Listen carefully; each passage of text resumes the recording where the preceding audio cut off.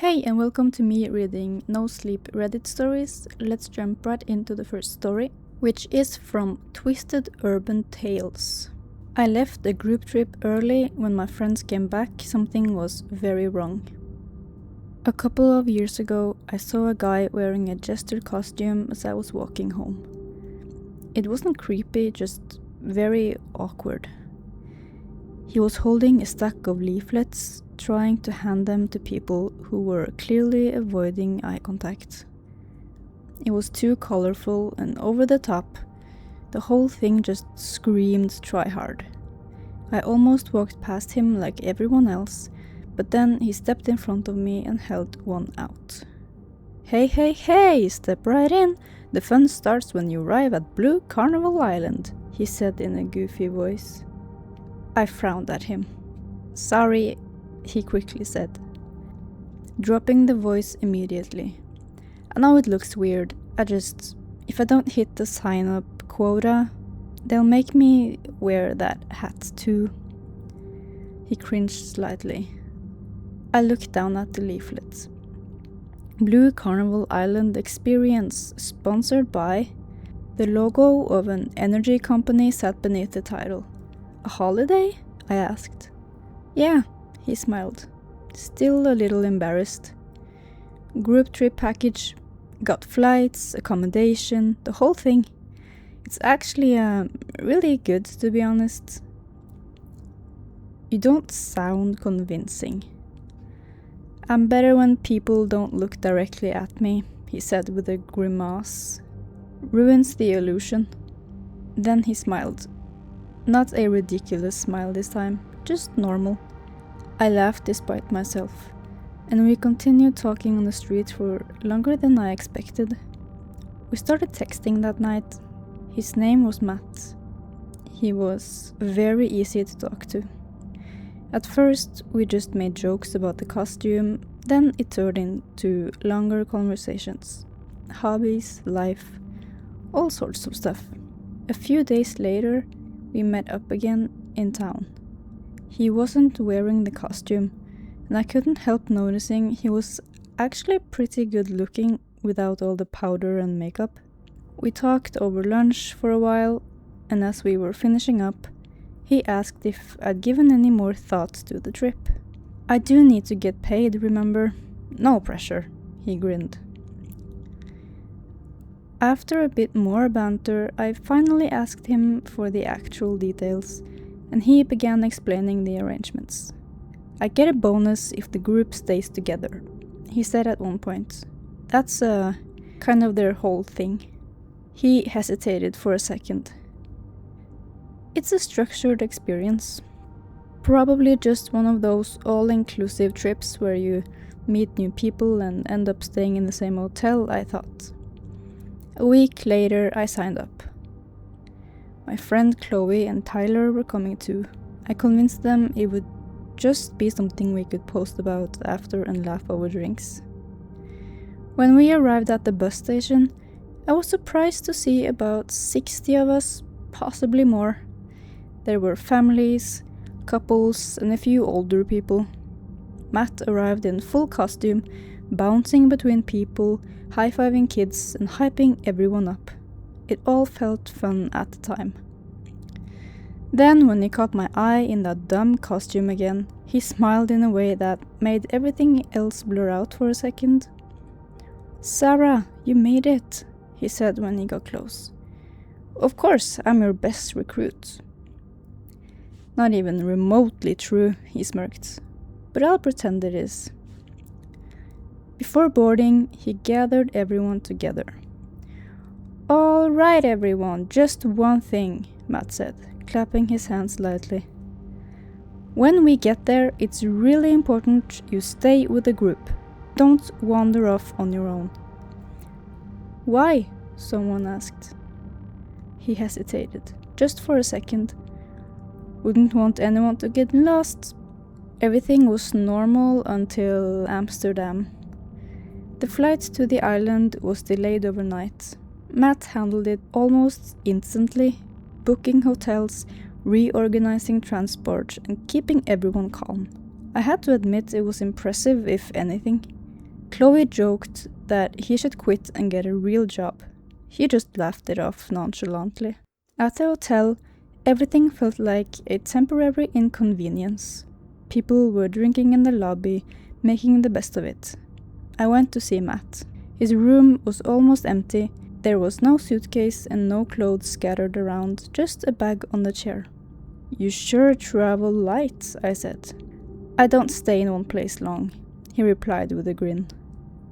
I laughed at that, and we continued talking in his room until the sun went down. That night, I woke up to knocking on my hotel door. Loud, urgent.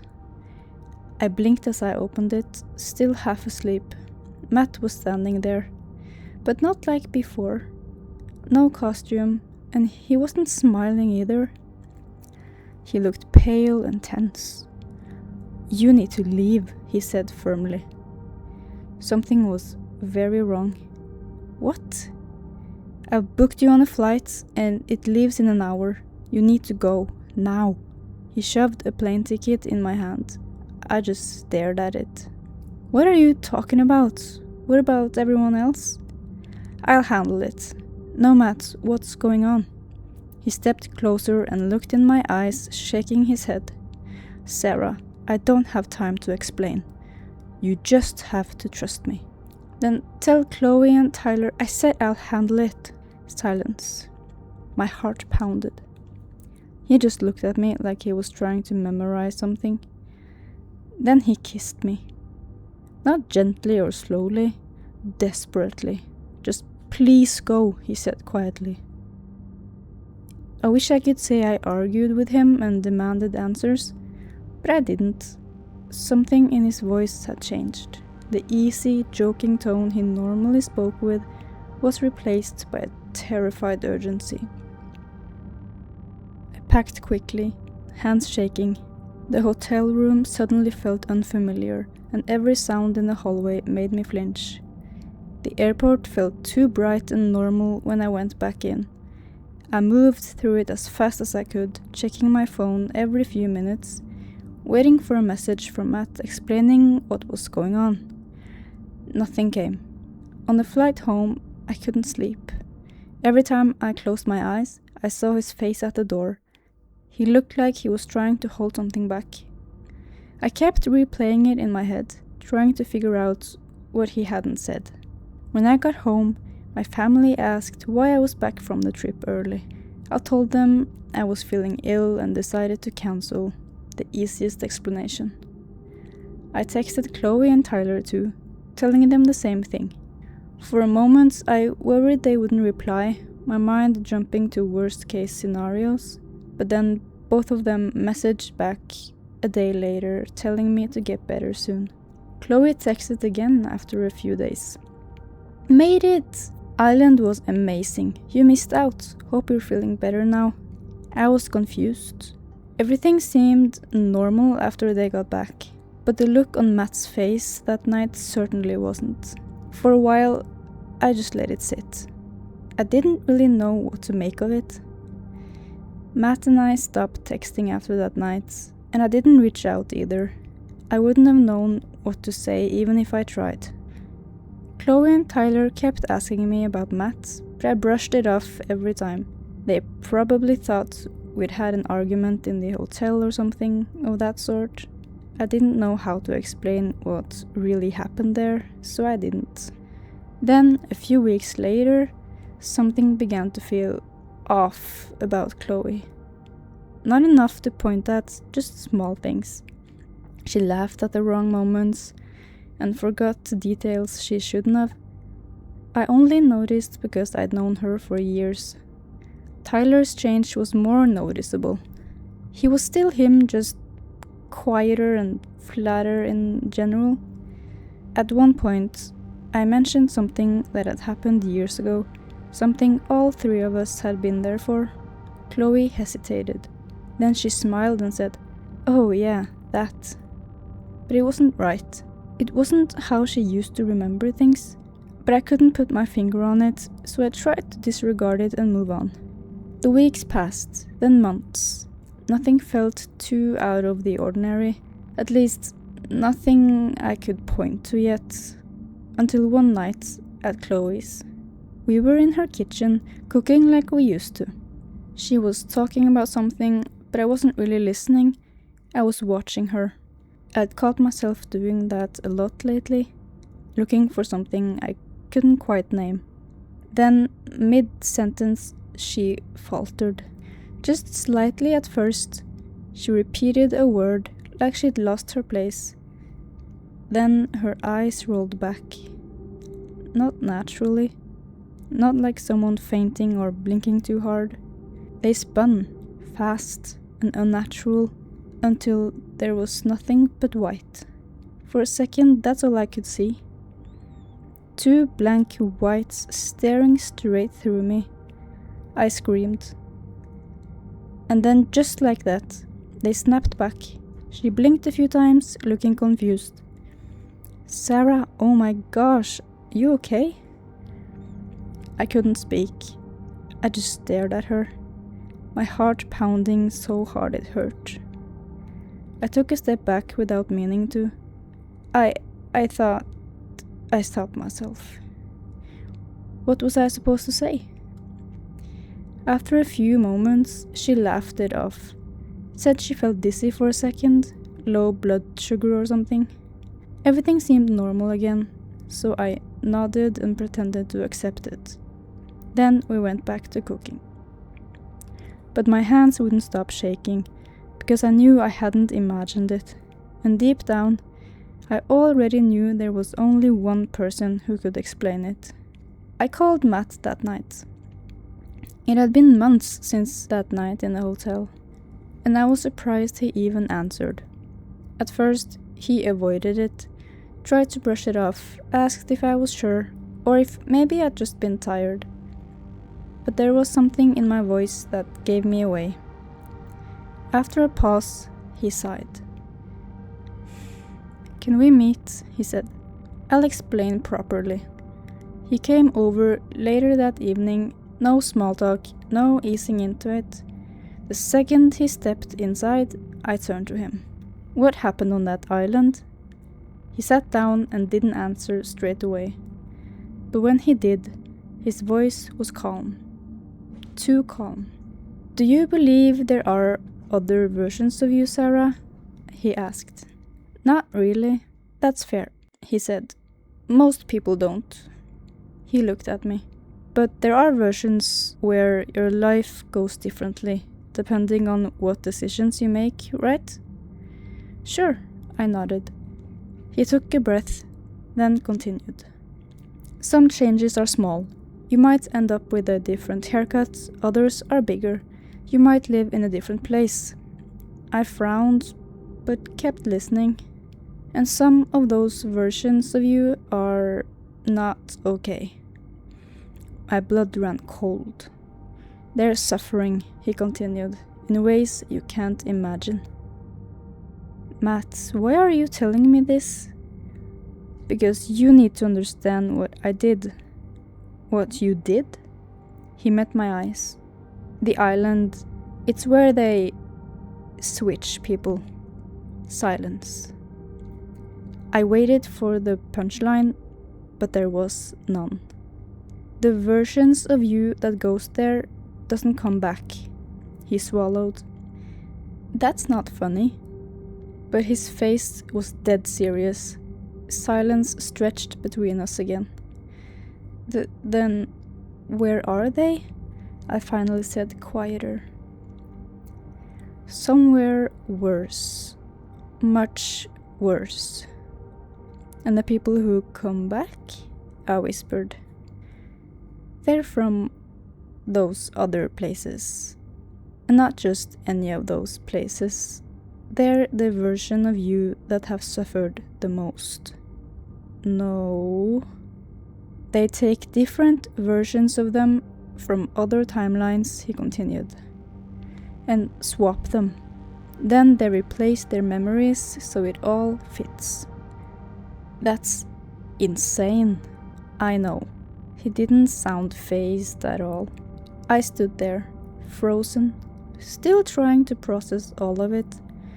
"But why?" He paused and looked away for a second, like he was deciding how much to say. Because every time it happens, it generates energy, he said. A lot of it. More than anything else they've found.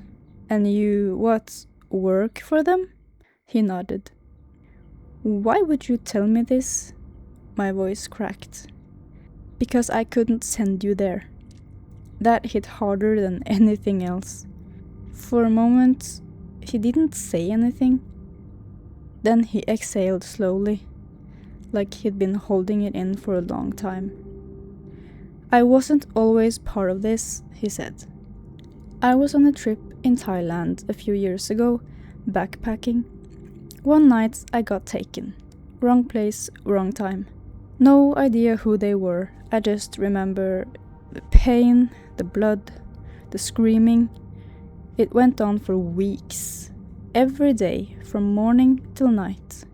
He paused, as if recalling the horror of it. And then one day it just stopped. He continued. Not gradually. All of a sudden it was just gone. And I woke up somewhere else. Clean. No injuries or pain. Where? I asked quietly. A facility, he said. Rooms full of people. They were unconscious, lying on beds.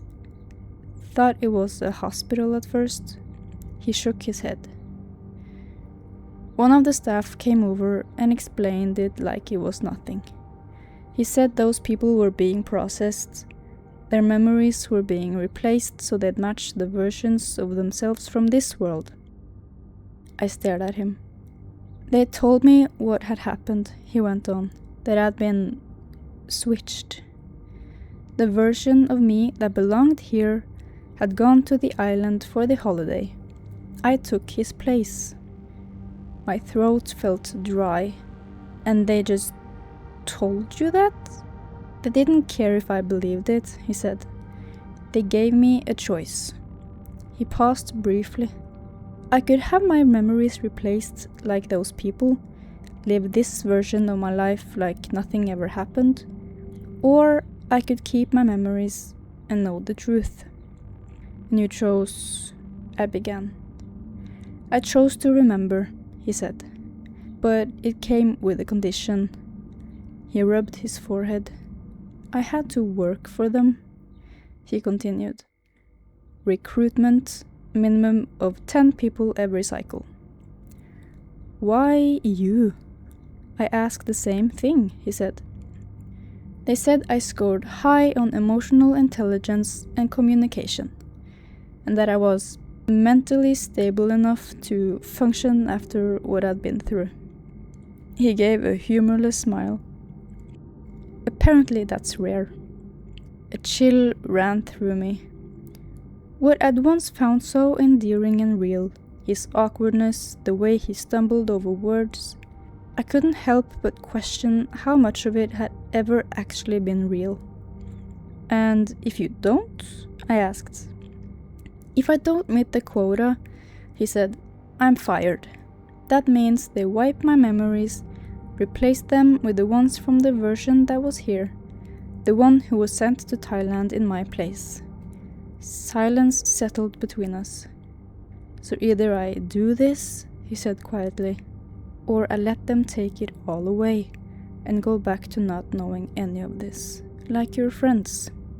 Then it all came rushing back.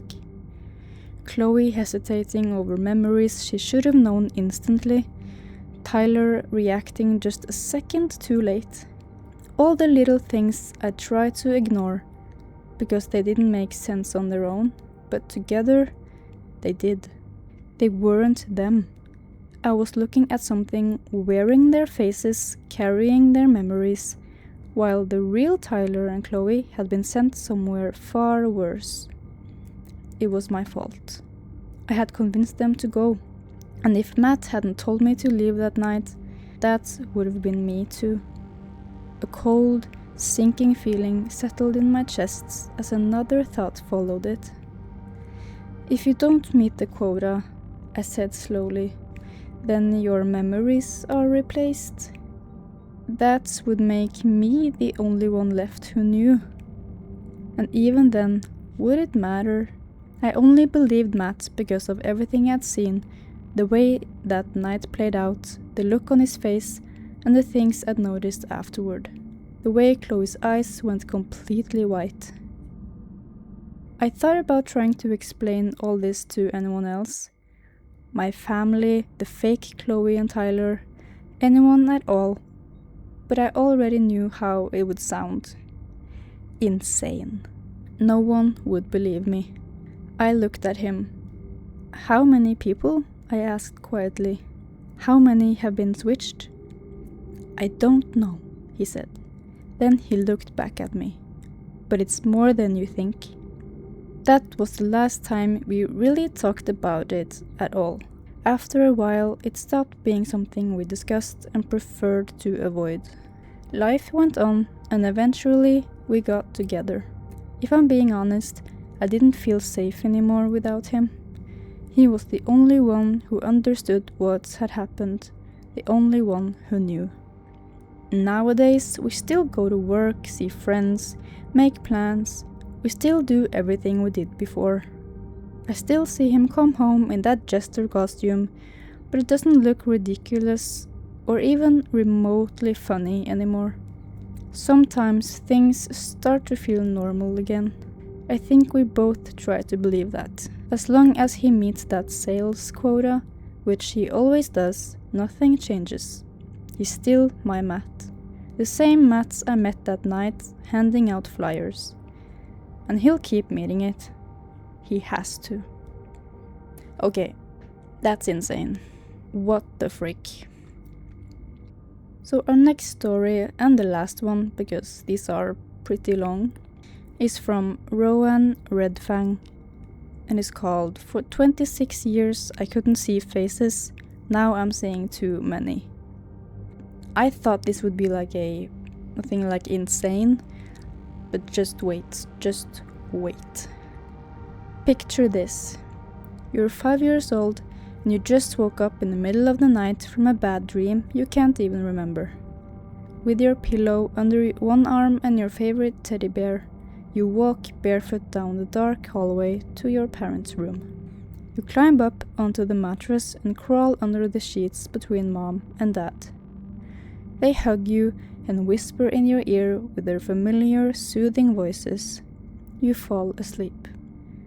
The next morning, you rub your eyes and open them to find two complete strangers still sleeping next to you. For every normal kid, that's the setup for a horror movie. For me, that was just a regular morning. I'd scream in terror and kick them away when they tried to hug me and calm me down. That was my childhood. Every single morning. Every time mom picked me up from school and every time dad came home from work. See, when I was born, my brain was defective.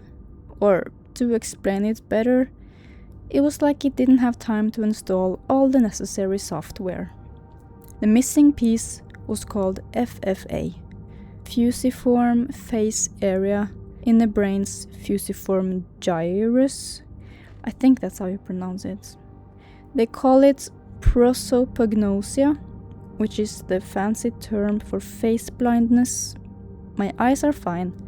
I can see things, and I know what a face is and what it is made of. 2 eyes, a nose, a mouth, ears, and eyebrows. But my brain is unable to put all that together into a recognizable identity. Surviving childhood required some creative and sometimes aggressive workarounds. My parents had to wear specific clothes and colors so I wouldn't have a panic attack when they walked in like home intruders. Mom was a yellow jacket even during summer. Dad was a buttoned shirt and a tie. I trusted their voices and learned the specific pitch of their footsteps. My reality was mapped around that. Once, Dad came home in a new coat and didn't speak right away, so I treated him like a burglar. I'd even learned to recognize the unique cadence of each person's breathing. Wow. The worst part, the mirror, obviously.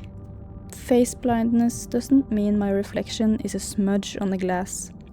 Some people think it's like a censored photo. Not at all. I could see everything, every part of my face, but I just couldn't glue it all together like a normal person. Like a puzzle made of flesh. I spent my whole life washing a stranger's face and brushing a stranger's teeth every single day. I'm 26 now, working as a medical assistant at a clinic downtown. My social life has always been like playing a memory game. Over the years, I got pretty good at faking normal. Having to memorize hairstyles or the specific way a person drags their feet when they walk was exhausting. It's like doing detective work just to say hello to someone. For a while, I identified my best friend Sarah by the smell of her laundry detergent until she changed it. Last month, my boss, Dr. Davis, shaved his mustache and switched from glasses to contact lenses. I spent the whole morning asking him if he had an appointment while he stared at me like I was an idiot before snapping and yelling at me. There is no cure for this. No magic pill you can take to make it go away. But working in a medical building let me hear gossip about clinical trials. A colleague and good friend of Dr. Davis, this neurologist on the 3rd floor, was running experimental studies using deep transcranial magnetic stimulation, or DTMS, all mixed with some new and heavy synthetic drug for the brain. He needed volunteers, subjects for an experimental trial. So basically, twice a week they'd strap this magnetic thing to my skull and flood my system with chemicals, trying to jumpstart dead peace in my brain, like a defibrillator. For the first few months, nothing happened except giving me massive headaches. But then, progress actually arrived when no one expected it. At the same pace as continental drift, yes, but it was happening. One night last November, I was brushing my teeth after dinner. I spat toothpaste into the sink, rinsed my mouth, ran a hand through my hair, and looked up at the mirror. My toothbrush clattered against the porcelain when I dropped it, but I didn't flinch. Inside the glass, the random features of my reflection were no longer random. I saw this guy with bags under his eyes, a slightly crooked nose, a chipped tooth from that accident during a high school trip. Everything began to snap together and form a distinct picture. Me. That guy was me. I was looking at my face, my real face, for the first time in my life. It was like finally meeting the person who had been driving my own body for almost 3 decades. My knees were about to give out. I froze and started crying. Must have spent an hour staring up at my reflection, unable to look away. The next week, I met Mom and saw her smile. Her real smile. Not just her lips moving. What was normal for everyone else felt like winning the lottery for me. But sometimes, when a dead engine is forced to start, it can get stuck. And after it begins to pick up speed, stopping it becomes harder and harder. My brain had suddenly become so desperate to process faces that it decided to create them. The first time it happened, I was cleaning an exam table at work. I sprayed the disinfectant and scrubbed. As a sponge drew lines across the fake wood, the swirling grain seemed to shift. All those brown lines rotated and stretched out until they formed the screaming profile of an old man. His mouth, wide open, was like a knot in the wood, screaming right at me. I stepped back and almost tripped over a rolling cart. Bottles and medical instruments fell. clattering as they scattered across the floor. Sarah heard the noise and poked her head into the room. "Nate? What happened? Did you break something?" My finger was shaking as it pointed at the table. My breathing sounded way too loud in the room. "Is that a prank?" I said. "Who carved that guy into the table?" She squinted, stepped closer, and ran a hand over the table surface. "Carved what? It's just a table." I gripped the edge of the table and swallowed hard. She frowned down at me with a mix of concern and pity. "There's nothing there, just cheap brown paint," she said. The screaming man was still there, right under Sarah's hand. I expected its eyes to follow me as I backed away, but they didn't. It kept its silent scream staring up at the ceiling. For a second, I thought I could hear it. "Right," I said, faking a smile as she looked at me like I was having a stroke. "Yeah, sorry, I just need more coffee." I dismissed it as a sudden glitch in my brain, but I had no idea that the floodgates were open. As I walked home that evening, I stepped onto the sidewalk and turned to glance at an oak tree behind the fence. Its bark was slick from the morning rain. Then the shadows moved. The grooves in the wood shifted and rearranged into a mass of weeping faces, babies stacked on top of each other. Jesus! I stumbled back off the sidewalk. A guy walking his dog yanked the leash and crossed to the other side of the street, throwing me a look like I was a freak. By the end of the week, I was literally living in a haunted house. If I tossed a shirt on the bed, the folds in the fabric created a face sunken in the shadows. Every light in my room had to stay on until dawn to avoid the crowds of faces on the wall.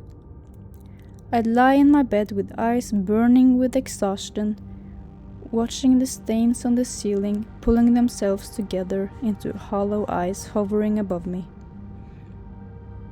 Maybe my house was actually infested. Maybe those were ghosts or demons. I installed a carbon monoxide detector in my apartment and then went to buy some cheap sage. I burned it until the smoke choked me, hoping to also choke whatever entity had decided to move into my apartment. 2 days. That's how long I lasted, before walking into the neurologist's office. I hadn't slept more than a couple of hours. My hands were shaking so badly, and the thought that I was developing early onset schizophrenia terrified me. The doctor, to my surprise, just sat behind his desk with a completely normal and reassuring smile. He tapped his finger against his clipboard and showed it to me. "Pareidolia, Nate," he said. "An aggressive form, a side effect of the therapy. Your visual cortex must be overheating." "I'm seeing them everywhere," I told him. "Even in the shower. I called the priest to exorcise my place the other day, and I'm an atheist." The doctor chuckled, an infuriating sound. "Listen, your brain is basically a child who just learned a new word, and now he wants to say it constantly. It is desperately looking for faces, so it finds them in the background. Your subconscious needs some time to adjust and understand that a spot on the wall is not a face. There is no ghost, no threat. Consider them simple hallucinations." Easy to say, but he was right, mostly. When the alternative is losing your mind, you begin to adapt fast. So that's what I did, and I pushed myself to speed up the process as much as possible. I forced myself through what they call exposure therapy. Think about it. If you suffer from arachnophobia, Then you force yourself to stare at pictures of spiders first, then at real spiders. You watch them closer and closer. Maybe you even go as far as touching them. I did that. When the curtains morphed into a grinning skull, I'd forced myself to stand there and stare right into its empty eye sockets. "It's just fabric, Nate," I'd whisper to the empty bedroom. "It's not real. It's not there." It became a routine, an exhausting and terrifying routine.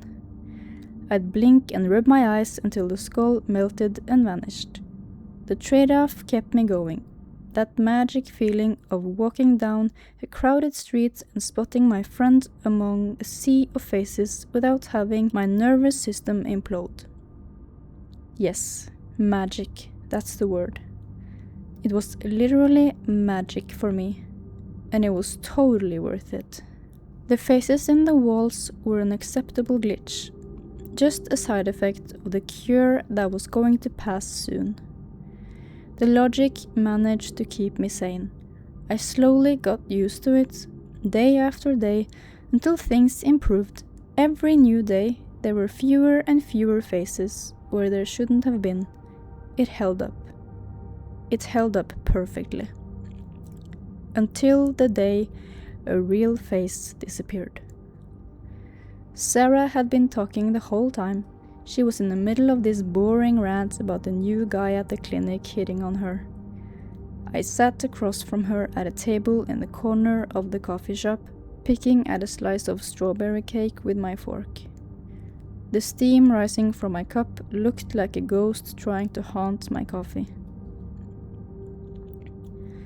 There was a battle going on between my own brain and me, just to be able to enjoy the afternoon. The swirl of frosting on top of the cake kept trying to arrange itself into the grotesque face of a smiling old lady. But it was okay. I forced myself to look away and focused on Sarah instead. Being able to see the makeup under her eyes and the freckles across her cheeks made me happy. The therapy was working. Who cared if the trade-off was having a phantom grandma in my dessert? My bored gaze drifted past Sarah's shoulder. A guy sat alone at a table on the other side of the shop, typing on a laptop. He wore this neat suit with a tie, a perfectly normal businessman outfit. His posture was flawless, but above the collar of his shirt, up to his hairline, there was nothing. An absolute void made of pink skin. His face wasn't blurred, like something my brain couldn't recognize. No, nothing like my condition had ever shown me. And I'd studied enough to know this wasn't how prosopagnosia worked. For 26 years, I hadn't been able to recognize faces, but I could see the pieces. This was something else entirely, just a smooth concavity. His skin stretched tight and smooth over the bone structure of his skull, sealing over the spaces where eyes and nose and lips were supposed to exist. I was basically looking at a giant thumb pressed into a wall of hot wax.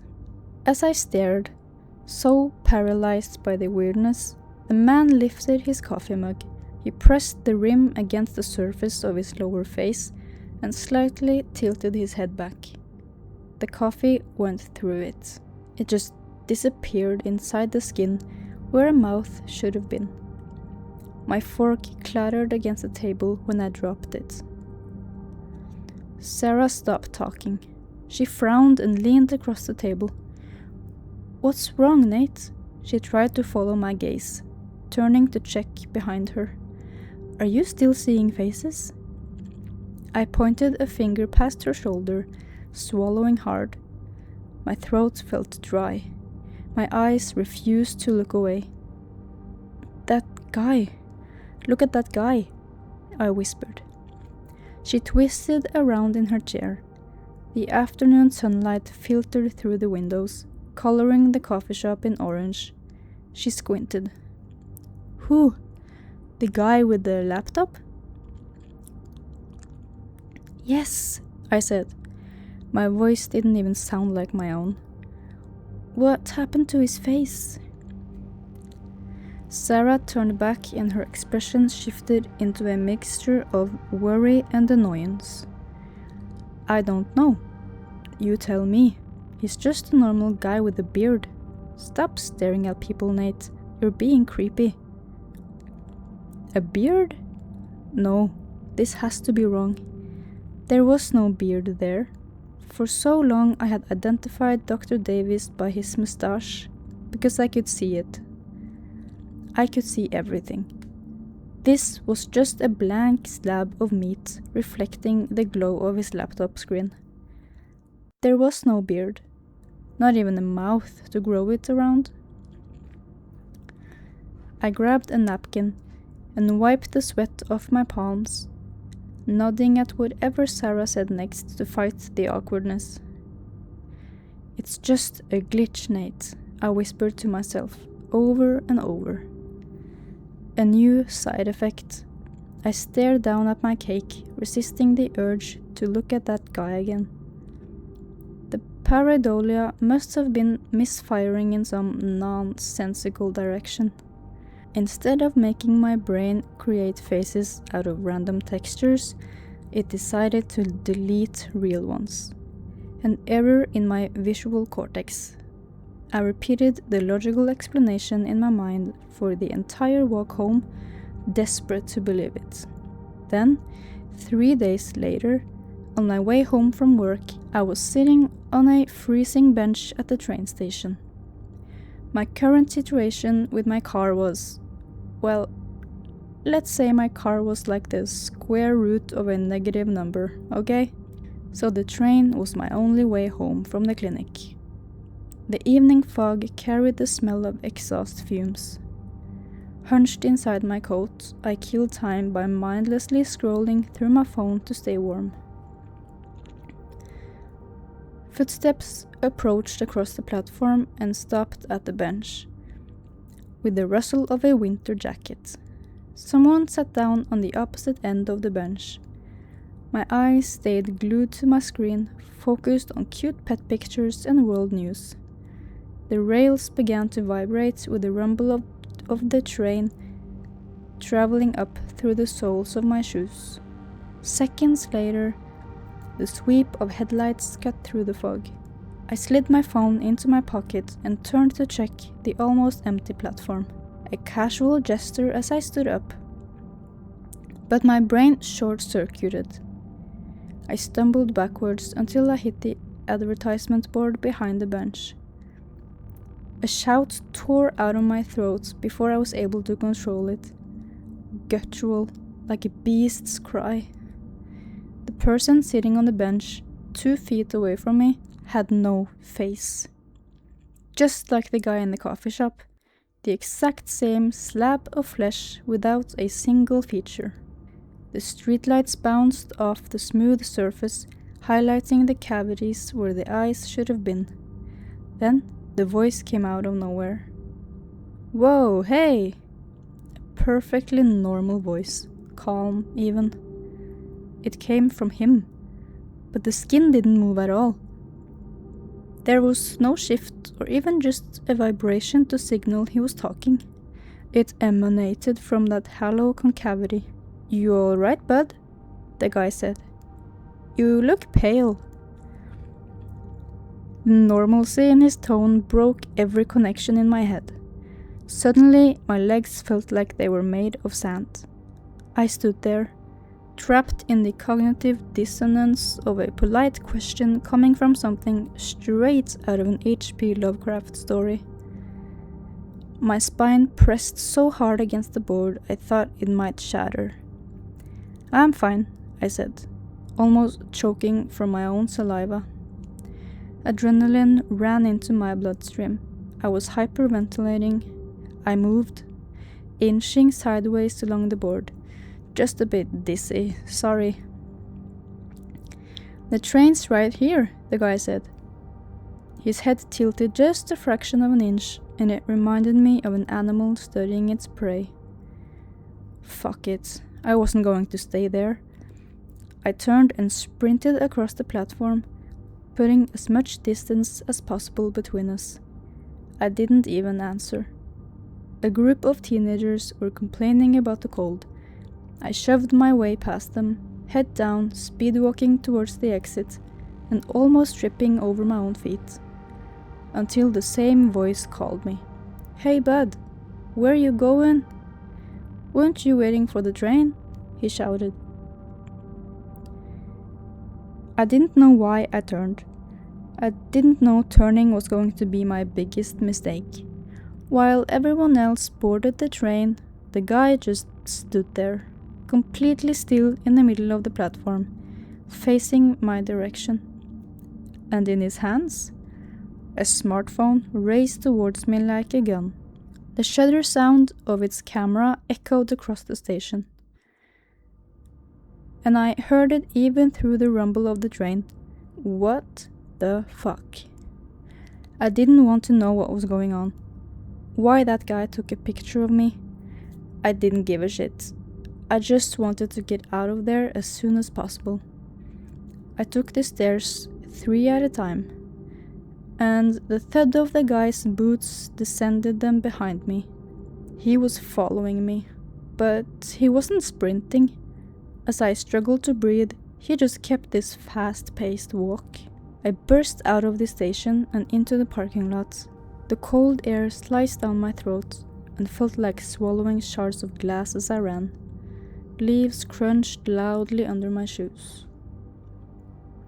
Before the guy could come through the station doors, I turned to the left and literally threw myself into a patch of overgrown bushes between 2 oak trees bordering the edge of the parking lot. I dropped to my knees in the wet dirt, covering my mouth with both hands to mask the sound of my terrified breathing. The pareidolia didn't leave me alone, even then. It weaponized my fear. The shadows in the branches and leaves twisted into snarling faces, all of them staring with hollow eyes, laughing at me. I clenched my teeth so hard that I tasted blood. The urge to scream was hard to resist. I tried my best and still struggled to keep myself anchored to reality, even as the real threat walked past, just yards away. His boots crunched across the asphalt, the footsteps stopped.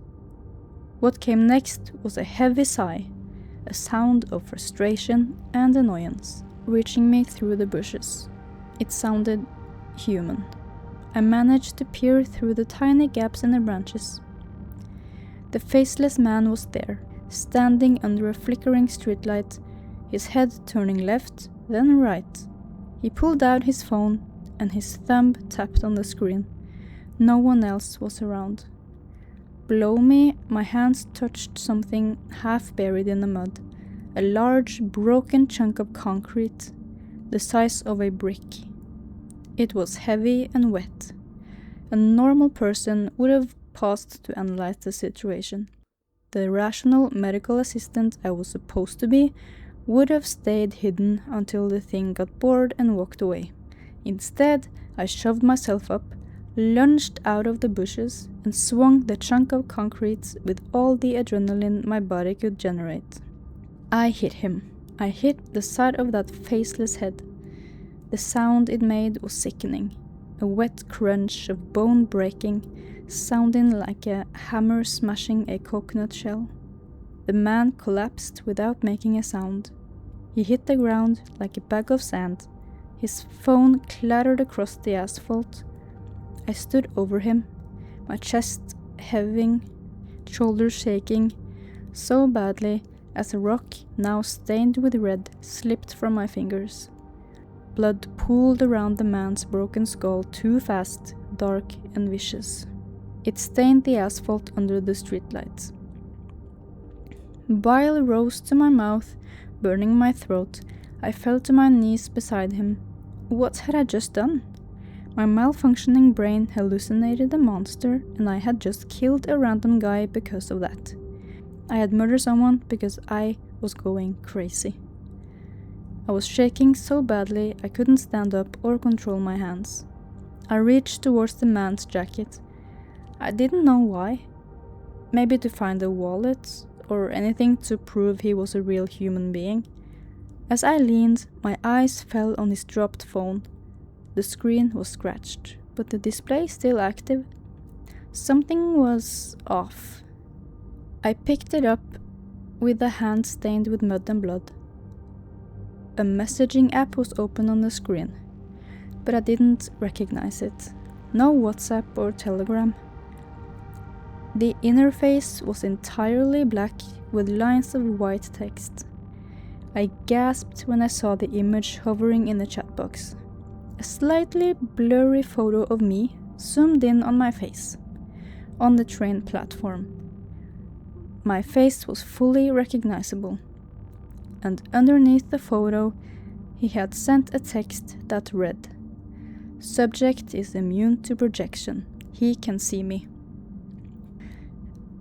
As I stared at those words, struggling to process the situation, the replies started popping up on the chat, one after another. "Do not terminate. Take him alive. Bring him in for dissection." A deafening, high-pitched ringing erupted in my ears. The world tilted violently. I hurled the phone and it hit the pole of the streetlights. It shattered into dozens of pieces of glass and plastic. Then I ran. I couldn't remember the miles back to my apartment. Like a fever dream, the city around me twisted, turning into a hostile gallery of horrific faces. The cracks in the asphalt grinned at me. The headlights of passing cars morphed into furious eyes tracking my movements. And even the people on the sidewalk fused together into an amorphous mass. I shoved past them, refusing to look closely enough to see if they had faces or not. I slammed my apartment door shut and locked it. I dragged a suitcase out of the closet and started shoving pants, random shirts, socks, underwear, everything into it. I opened an app on my phone, my thumb leaving red smears across the screen. I drained my entire credit card on an overpriced last-minute ticket departing in less than 2 hours. I showered, I zipped the suitcase, then called my mom, pacing the living room. "Nathan? It's so late, sweetie. What's wrong?" she asked. "Nothing," I said. My voice was shaking and I had to press my hand against my throat. "I just got some time off from the clinic, figured I'd come visit for a few weeks, heading to the airport right now." "Oh, that's wonderful. You sound exhausted, by the way. Are you sick?" "No, just a cold. See you in the morning, Mom." And now I'm sitting in seat 10A inside this metal tube. The roar of the jet engines vibrates through the window. The cabin is well lit, but some passengers are already asleep under those airline blankets. My heartbeat is finally starting to calm down. The rational part of my brain has been trying to make its way back to the surface for the last hour. I keep repeating to myself that those phone messages must have been a hallucination too, that it was self-defense. The guy was chasing me. It was his fault. Yes. I'm exhausted, traumatized, fleeing across the country because an experimental trial fried my already bugged brain. A flight attendant rolled her cart down the aisle, pulling me out of my thoughts. She stopped beside me. She smiled. She had this kind and slightly tired smile, a vibrant pink skin, and beautiful blue eyes. A real face, recognizable, like a human bonfire that warmed my heart. "Drink, sir? Or maybe a snack?" I smiled back at her, as the knot in my stomach loosened just a bit. "No, thank you, I'm good." She nodded, leaned her weight against the cart and pushed it forward. As her body left my line of sight, the space behind her cleared. Sitting 2 rows up was a woman wearing a red dress. Blonde hair framed her empty face. A smooth and pale concavity of waxy flesh. I gasped, loud enough that the guy across the aisle glanced at me. I shrank back into my seat, my hands gripping the armrest as the plane took off. The faceless woman slowly rotated her blank head towards me. She reached into her bag and pulled out a smartphone. She raised it. Over the vibrating rumble of the jet engines, I heard the click of the camera shutter. Okay, so that's the 2 stories for this time. I'm stunned, by the way. So yeah, I probably won't be reading stories that are this long every time, but right now I really like these stories. So thank you so much for listening, and I'll see you in the next video. Bye!